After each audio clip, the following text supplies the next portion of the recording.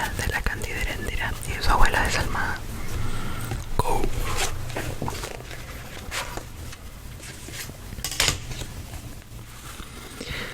La conocí por esa época, que fue la de más grande esplendor, aunque no había de escudriñar los pormenores de su vida, sino muchos años después, cuando Rafael Escalona reveló en una canción el desenlace terrible del drama, y me pareció que era bueno para contarlo. Yo andaba vendiendo enciclopedias y libros de medicina por la provincia de Riohacha. Álvaro Cepeda Zamudio, que andaba también por esos nuevos rumbos vendiendo máquinas de cerveza helada, me llevó en su camioneta por los pueblos del desierto con la intención de hablarme de no sé qué cosa, y hablamos tanto de nada y tomamos tanta cerveza que sin saber cuándo ni por dónde atravesamos el desierto entero y llegamos hasta la frontera. Ahí estaba la carpa del amor errante. Bajo los lienzos de letreros colgados: Heréndira es mejor, vaya y vuelva, Heréndira lo espera. Esto no es vida sin Heréndira. La fila interminable y ondulante, compuesta por hombres de razas y condiciones diversas, parecía una serpiente de vértebras humanas que dormitaba a través de solares y plazas, por entre bazares abigarrados y mercados ruidosos, y se salía de las calles de aquella ciudad fragorosa de traficantes de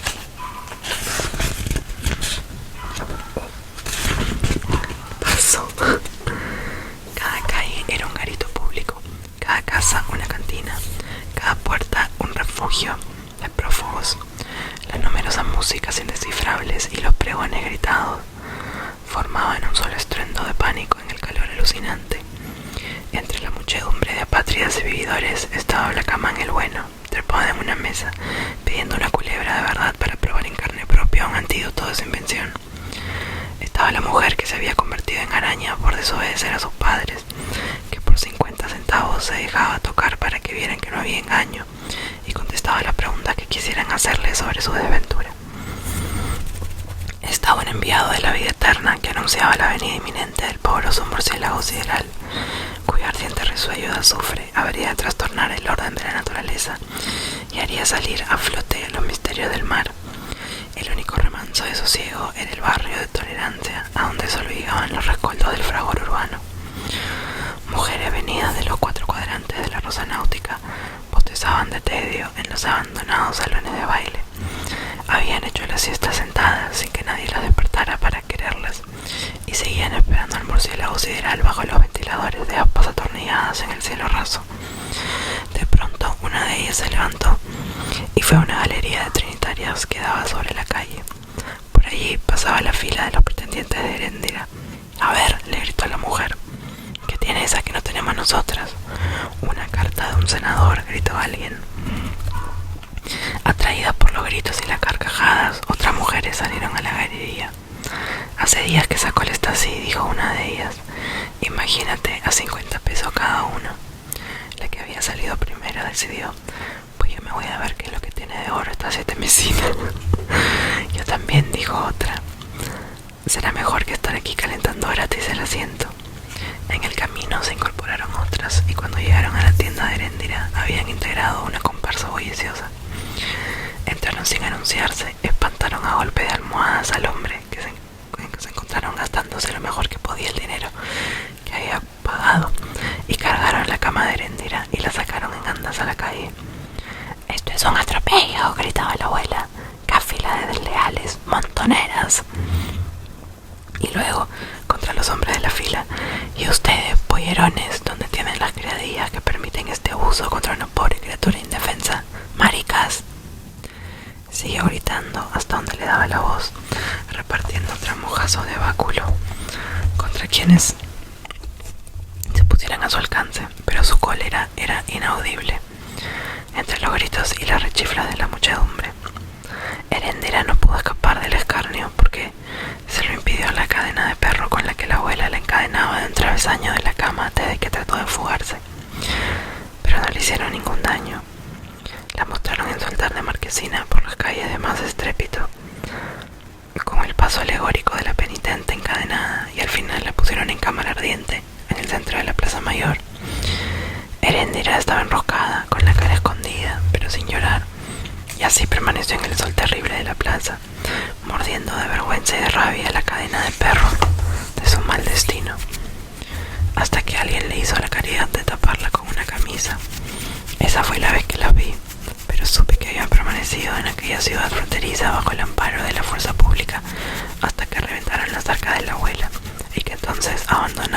desierto hacia el rumbo del mar. Nunca se vio tanta opulencia junto por aquellos reinos de pobres. Era un desfile de carretas tiradas por bueyes sobre las cuales se amontonaban algunas réplicas de pacotilla de la parafernalia extinguida en el desastre de la mansión. Y no solo los bustos imperiales y los relojes raros, sino también un piano de ocasión y una vitrola de manigueta con los discos de la nostalgia. Una recua de indios ocupaba de la carga y una banda de músicos anunciaba en los pueblos su llegada triunfal. La abuela viajaba en un palanquín con guirnaldas de papel, rumiando los cereales de la faltriquera a la sombra de un palio de la iglesia. Su tamaño monumental había aumentado porque usaba debajo de la blusa un chaleco de lona de velero, en el cual se metía los lingotes de oro como se meten las balas en un cinturón de cartucheras. Erendir estaba junto a ella, vestida de géneros vistosos y con estoperoles colgados, pero todavía con la cadena de perro en el tobillo. No te puedes quejar, le había dicho la abuela. Al salir de la ciudad fronteriza, tener ropa de reina, una cama de lujo, una banda de música propia y 14 indios a tu servicio. ¿No te parece espléndido? Sí, abuela.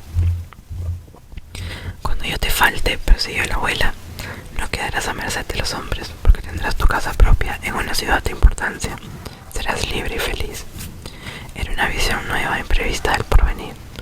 En cambio, no había vuelto a hablar de la deuda de origen, cuyos pormenores se retorcían y cuyos plazos aumentaban a medida que se hacían más intrincadas las cuentas del negocio. Sin embargo, Erendira no emitió un suspiro que permitiera vislumbrar su pensamiento. Se sometió en silencio al tormento de la cama, en los charcos del salitre, en el sopor de los pueblos lacustres, en el cráter lunar de las minas de talco, mientras la abuela le cantaba la visión del futuro, como si lo estuviera descifrando en las barajas. Una tarde, al final de un desfiladero opresivo, recibieron un viento de laureles antiguos y escucharon piltrafas de diálogo de Jamaica, y sintieron ansias de vida y un nudo en el corazón, y era que habían llegado al mar. Ahí lo tienes, dijo la abuela. ¿No te gusta? Sí, abuela. Ahí plantaron la carpa.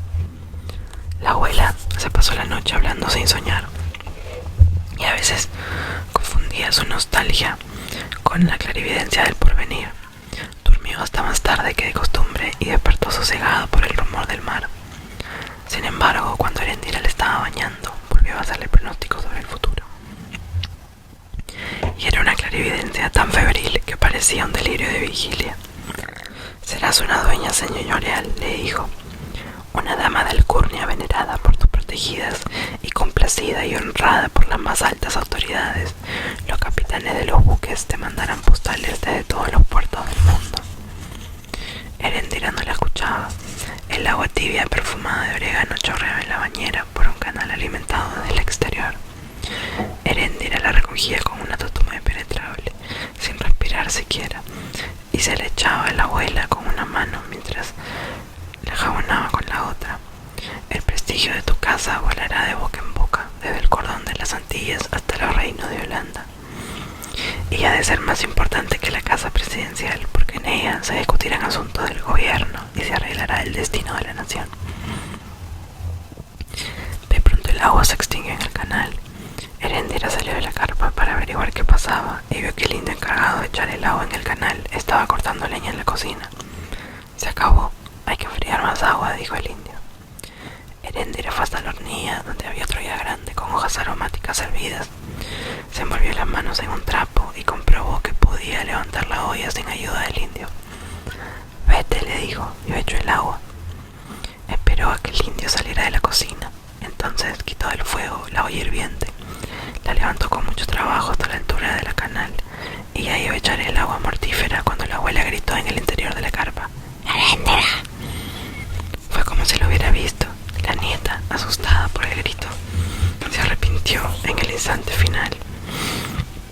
Ya voy, abuela, estoy enfriando el agua. Aquella noche estuvo cavilando hasta muy tarde mientras la abuela cantaba dormida con el chaleco de oro. Erendira la contempló desde su cama con unos ojos intensos que parecían de gata en la penumbra. Luego se acostó como un ahogado en los brazos en el pecho y los ojos abiertos y llamó con toda la fuerza de su paz interior: Ulises, Ulises despertó de golpe en la casa del naranjal. Había oído la voz de Heréndira con tanta claridad que la buscó en las sombras del cuarto. Al cabo de un instante de reflexión, hizo un rollo con sus ropas y sus zapatos y abandonó el dormitorio. Había atravesado la terraza cuando lo sorprendió la voz de su padre. ¿Para dónde vas? Ulises lo vio iluminado de azul por la luna. Para el mundo, contestó. Esta vez no te lo voy a impedir, dijo el holandés, pero te advierto una cosa. A donde quiera que vayas te perseguirá la maldición de tu padre. Así sea, dijo Ulises, sorprendido y hasta un poco orgulloso por la resolución del hijo. El holandés lo siguió por el naranjal enlunado con una mirada que poco a poco empezaba a sonreír. Su mujer estaba a espaldas con su modo de estar de india hermosa. El holandés habló cuando Ulises cerró el portal. Ya volverá, dijo, apaleado por la vida.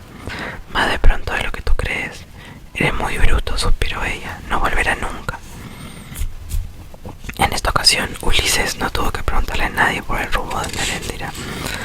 Atravesó el desierto escondido en camiones de paso, robando para comer y para dormir, y muchas veces por el placer del riesgo, hasta que encontró la carpa en otro pueblo de mar, desde el cual se veían los edificios de vidrio en una ciudad iluminada, y donde resonaban los adioses nocturnos de los buques que zarpaban para la isla de Aruba. Heréndira estaba dormida, encadenada al travesaño y en la misma posición de ahogado a la deriva en la que lo había llamado. Ulises permaneció contemplándola un largo rato sin despertarla, pero la contempló con tanta intensidad que Heréndira despertó. Entonces se besaron en la oscuridad, se acariciaron sin prisas, se desnudaron hasta la fatiga, con una ternura callada y una dicha recóndita que se parecieron más que nunca al amor. En el otro extremo de la carpa, la abuela dormida dio una vuelta monumental y empezó a delirar. Eso fue por los tiempos en que llegó el barco griego. Era una tripulación de locos que hacían felices a las mujeres y no les pagaban con dinero, sino con esponjas. Unas esponjas vivas que después andaban caminando por dentro de las casas, gimiendo como enfermos de hospital y haciendo llorar a los niños para beberse las lágrimas.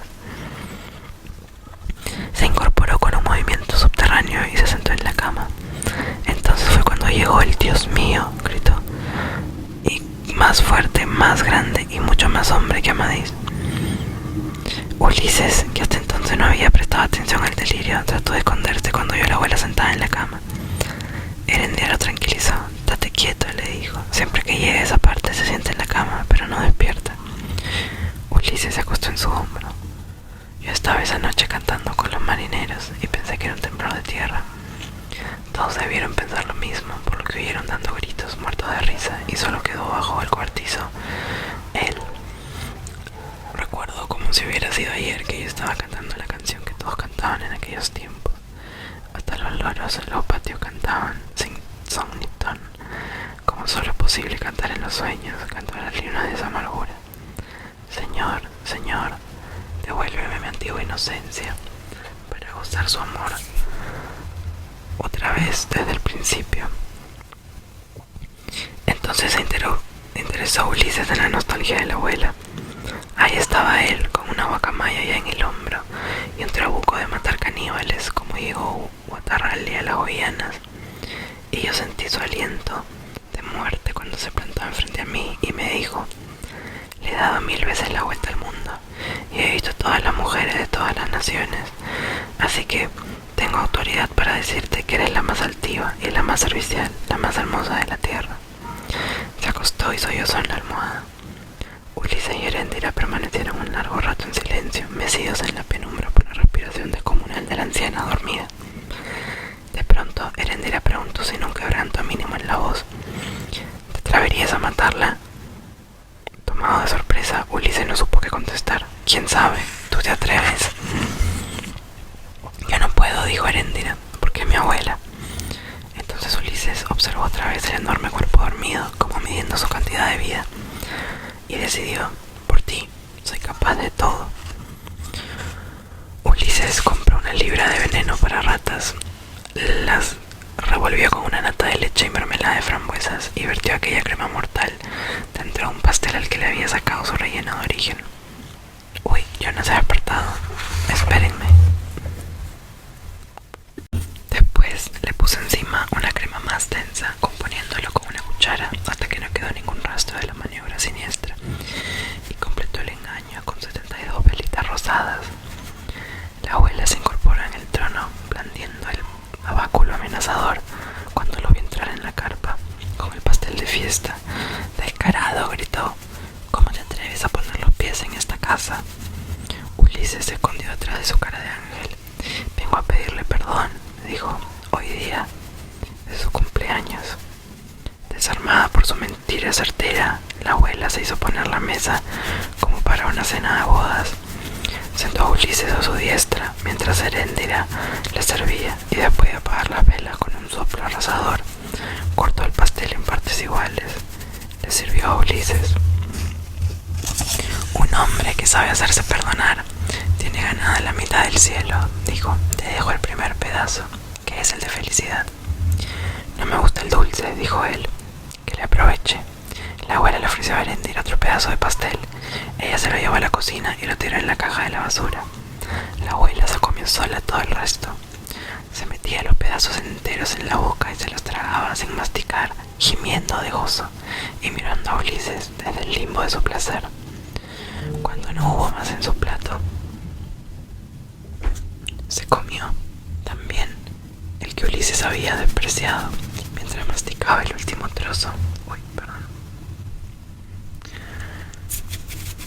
Recogía con los dedos y se metía en la boca las migajas del mantel. Había comido arsénico como para exterminar una generación de ratas. Sin embargo, tocó el piano y cantó hasta la medianoche. Se acostó feliz y concilió un sueño natural. El único signo nuevo fue un rastro pedregoso en su respiración. Heréndira y Ulises la vigilaron desde la otra cama y solo esperaban su estertor final, pero la voz fue tan viva como siempre cuando empezó a delirar. Me volví loca, Dios mío, me volví loca, gritó. Yo ponía 2 trancas en el dormitorio para que no entrara. Ponía el tocador y la mesa contra la puerta y la silla sobre la mesa, y bastaba con que él diera un golpecito en el anillo para que los parapetos se desbarataran. Las sillas se bajaban solas de la mesa, y la mesa y el tocador se apartaban solos. Las trancas se salían solas de las argollas. Heréndira y Ulises la contemplaban con un asombro creciente a medida que el delirio se volvía más profundo y dramático y la voz más íntima. Yo sentía que me iba a morir, empapada de sudor, en sudor de miedo, suplicando por dentro que la puerta se abriera sin abrirse, que él entrara sin entrar, que no se fuera nunca, pero que tampoco volviera jamás, para no tener que matarlo. Siguió recapitulando su drama durante varias horas, hasta en sus detalles más ínfimos, como si lo hubiera vuelto a vivir en el sueño. Poco antes del amanecer se revolvió en la cama y la voz se le quebró con la inminencia de los sollozos. Yo lo previne y se rió. Lo volví a prevenir y volvió a reírse, hasta que abrió los ojos aterrado diciendo ¡ay, reina! ¡Ay, reina! Y la voz no le salió por la boca, sino por la cuchillada de la garganta. Ulises, espantado con la tremenda evocación de la abuela, se agarró de la mano de Heréndira. ¡Vieja asesina!, exclamó. Heréndira no le prestó atención, porque en ese instante empezó a despuntar el alba y los relojes dieron las 5. Vete, dijo Heréndira, ya va a despertar. Está más viva que un elefante, exclamó Ulises. No puede ser. Heréndira lo atravesó con una mirada mortal. Lo que pasa es que tú no sirves ni para matar a nadie. Ulises se impresionó tanto con la crudeza del reproche, yo también, que se evadió de la carpa. Heréndira continuó observando a la abuela dormida, con su odio secreto, con la rabia de la frustración, a medida que se alzaba el amanecer y se iba despertando el aire de los pájaros. Entonces la abuela abrió los ojos y la miró con una sonrisa plácida. Dios te salve, hija. El único cambio notable fue un principio de desorden en las normas cotidianas. Era miércoles, pero la abuela quiso un traje de domingo. Decidió que Heréndira no recibiera ningún cliente antes de las 11 y pidió que le pintara las uñas de color granate y le hiciera un peinado pontificial. Nunca había tenido tantas ganas de retratarme, exclamó.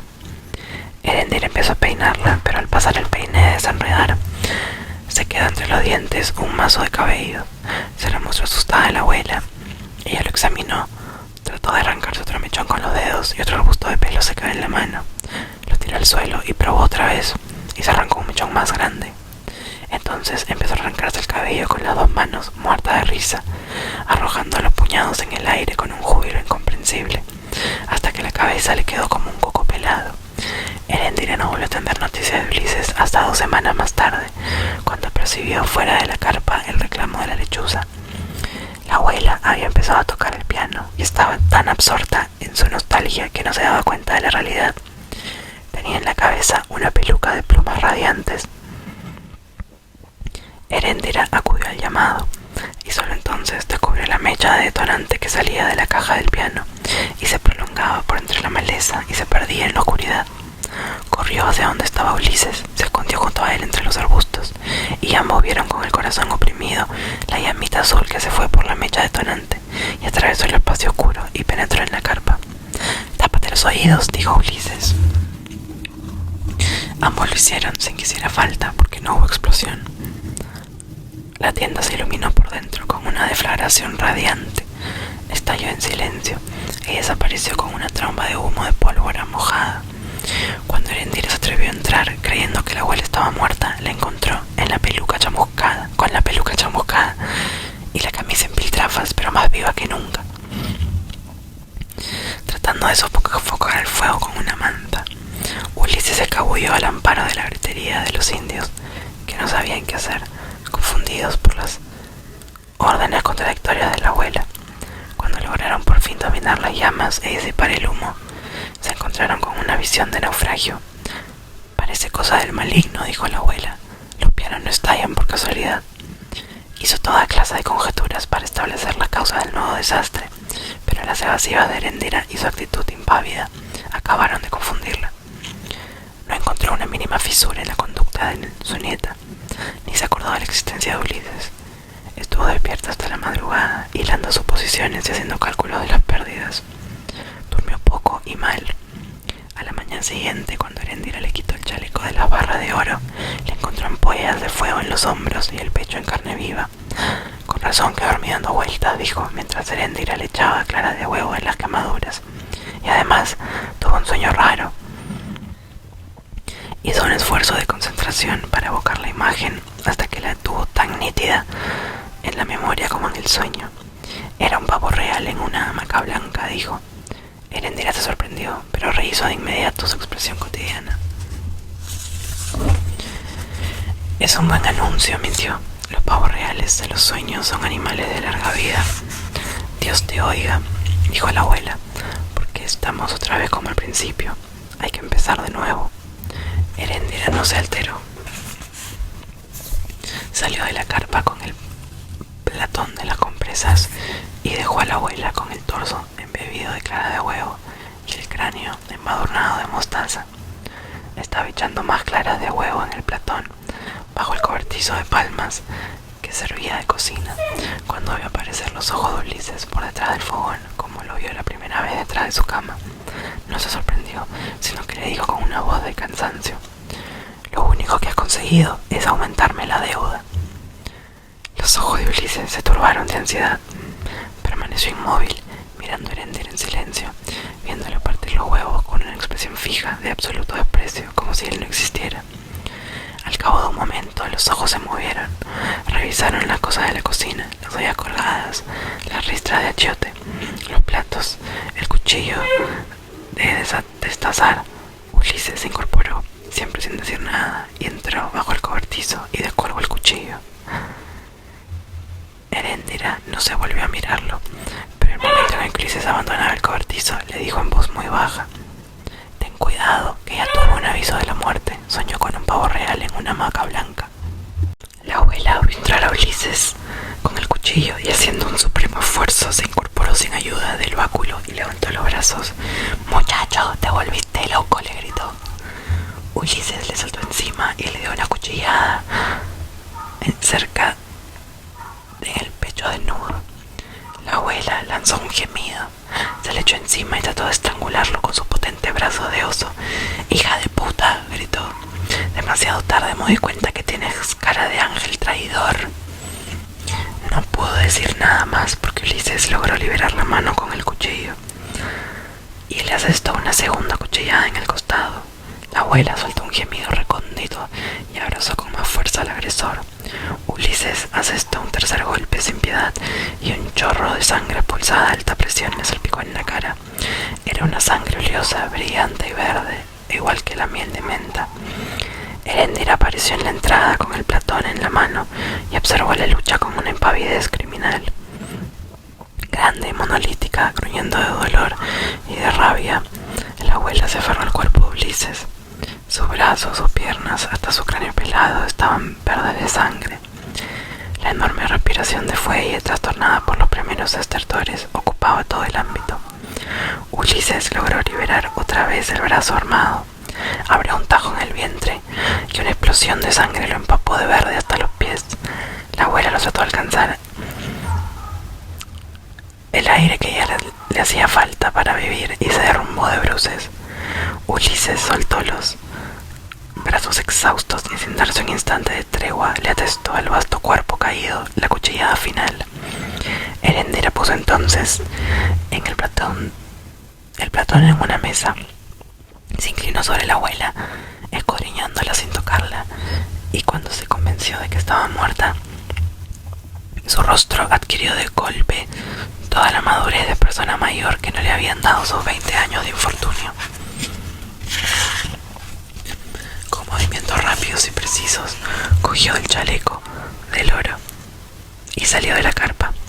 Ulises permaneció sentado junto al cadáver, agotado por la lucha, y cuanto más trataba de limpiarse la cara, más se le embadurnaba de aquella materia verde y viva que parecía fluir de sus dedos. Solo cuando vio salir a Erendira con el chaleco del oro, tomó conciencia de su estado.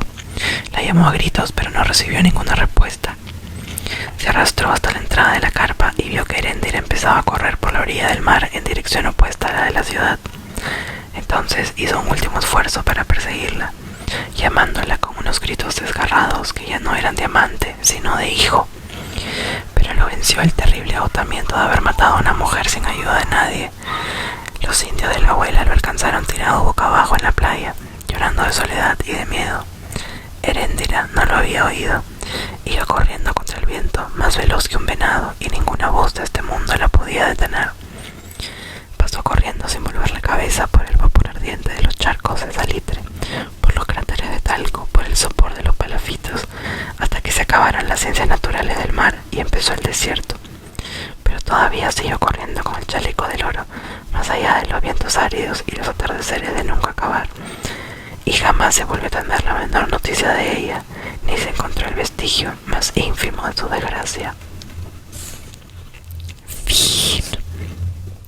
Eso ha sido finalmente todo nuestro cuento, la Cándida y la increíble y triste historia de la Cándida Erendira y su abuela desalmada, de Gabriel García Márquez. Espero que les haya gustado, amigos. Buenas noches. Este es el último video que tengo en esta casita hermosa que me he cogido, pero también debo decir que estoy muy contenta de volver a mi casa. Nos vemos en el próximo video. Que descansen.